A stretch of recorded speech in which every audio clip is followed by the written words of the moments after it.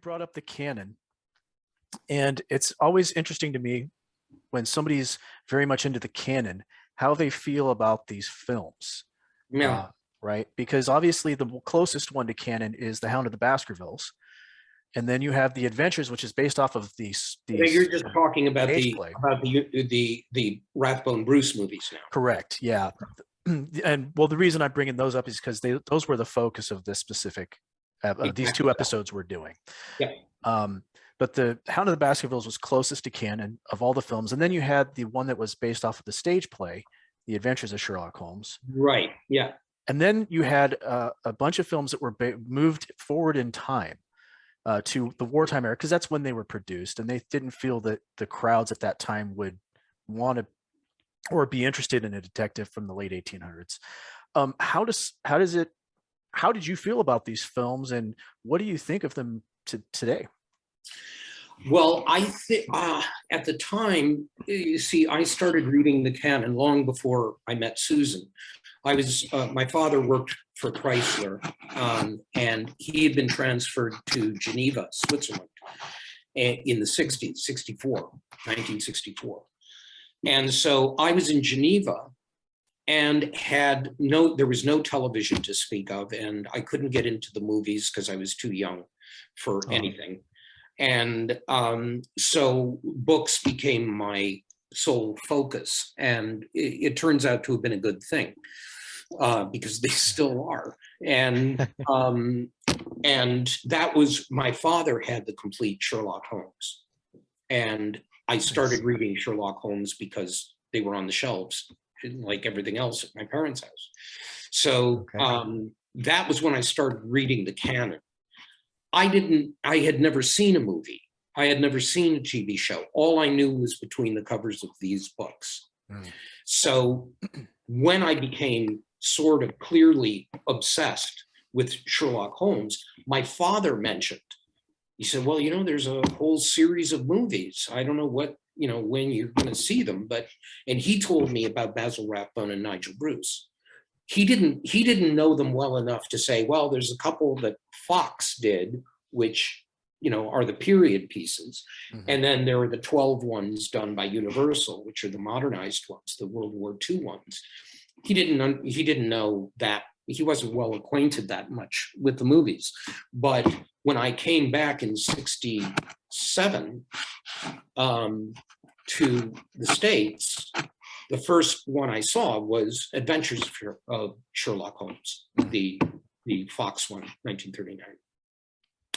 And it was revelatory because I was finally seeing these characters. Now, I don't even remember whether I was looking at them going, that doesn't seem like Watson to me, which is, what a lot of people complained about was these are not Conan Doyle's characters. I don't think I even thought that. I thought, awesome, it's Sherlock Holmes on movies, and I thought Nigel Bruce was funny, and to me, Basil Rathbone just epitomized Sherlock Holmes. I was in from the get-go.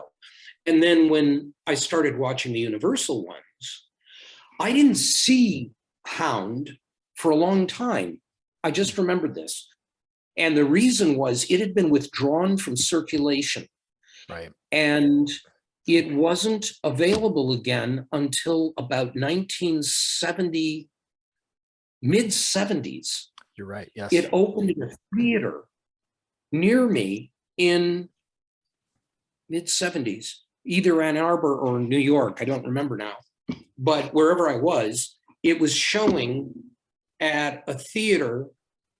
And it was the first time. So the first time I saw Basil Rathbone's Hound of the Baskervilles was actually on a big screen.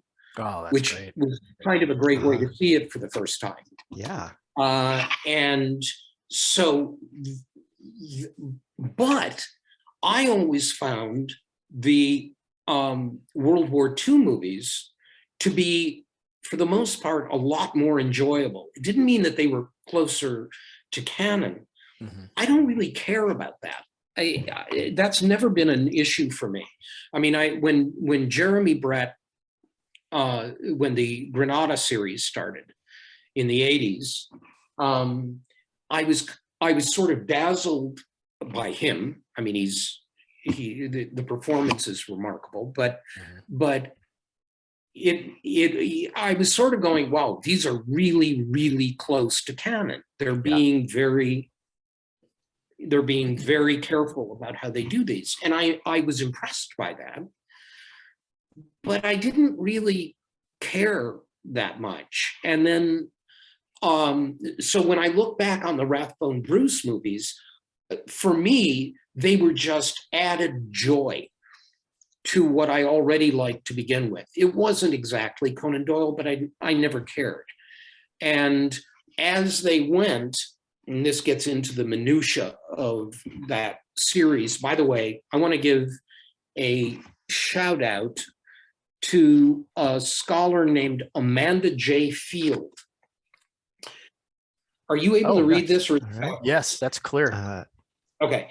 This book is the one to go to for any questions about, it's all about the World War II movies. Oh, wow. She deals slightly with the Fox films, but only as a comparative thing. Everything you would want to know is in there.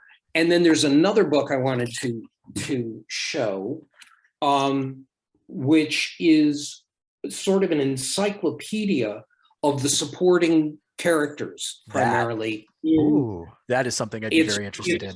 All about the actors, and it was written by a man also passed away not long ago, named Michael Hoey, who was the son of Dennis Hoey, who played Lestrade in all those movies. He later had a career in Hollywood as a writer and a producer and director and so on. And he compiled this, and he also wrote an autobiography, which is also about Sherlock Holmes and his father and Elvis Presley, because why not?